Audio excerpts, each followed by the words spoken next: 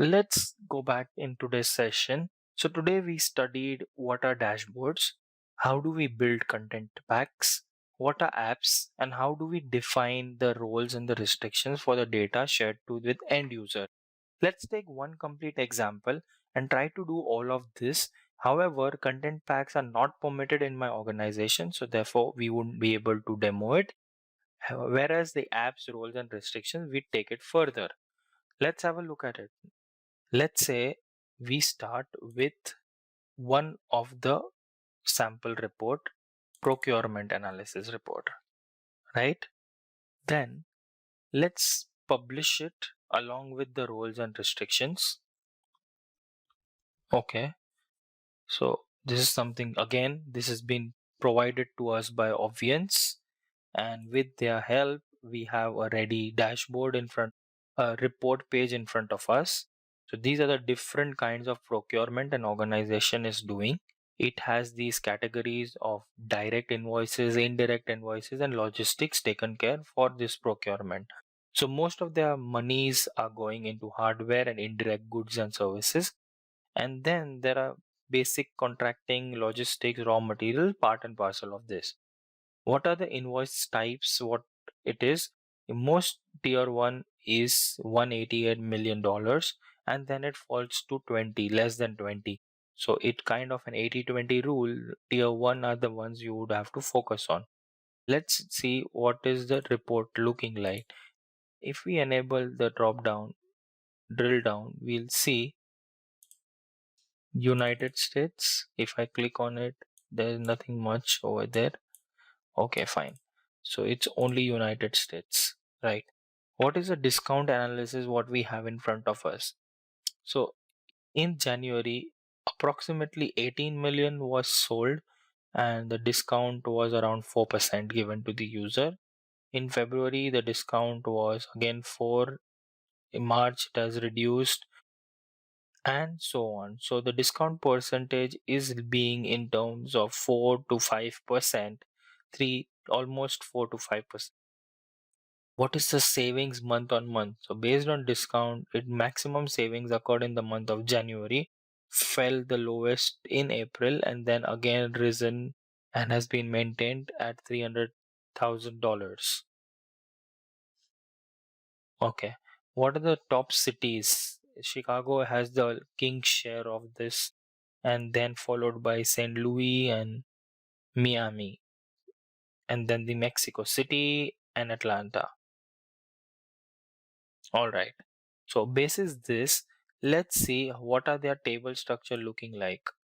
So you have an vendor, you have a date dim, you have location, invoice, which is a combination of vendor, rate, this. Then for that invoice, there can be a line item. That line item can be built using an item. If there is an exchange done, then exchange rate and the currency. So hierarchical structure of data, and these are the fact tables, invoices and invoice line item consuming rest of the details. Let's decide on a kind of a, let's have a look at the location first, right? Let's see what data do they have.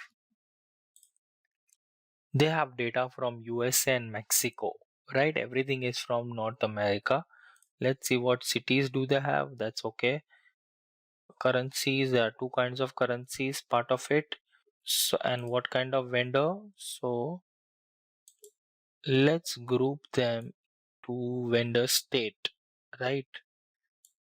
Probably Washington, WA, and then probably California, so WA, CA, and others. Let's see that. So if I have to build this, what I'll do is in models, I'll go into manage roles. I'll create a role saying Washington, right?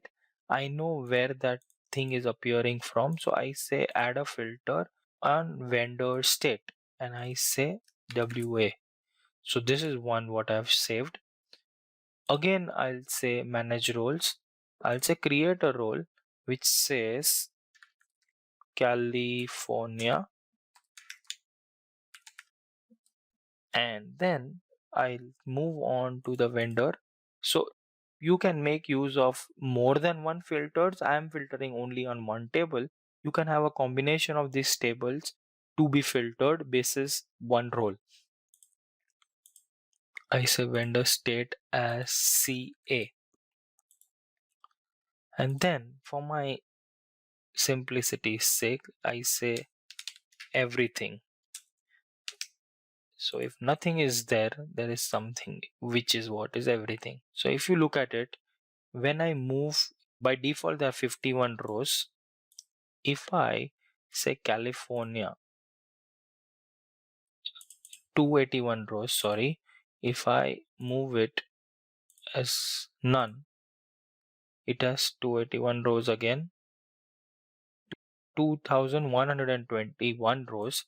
If I say Washington, let's say how many rows? 19 rows. So this is how it is bifurcated. And if I say everything, that's same as none.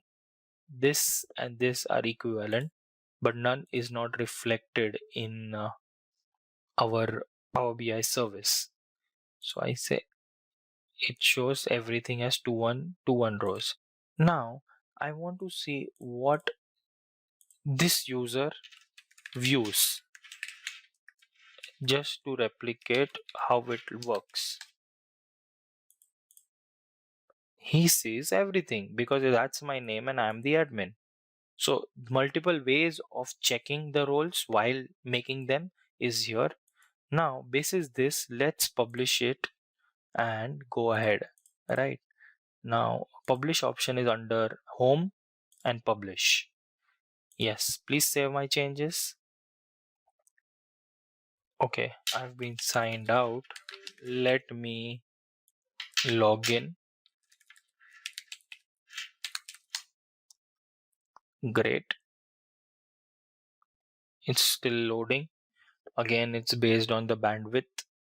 It would give me a pop-up asking for my password. It should ask me for my password. Still loading. Still loading, still loading.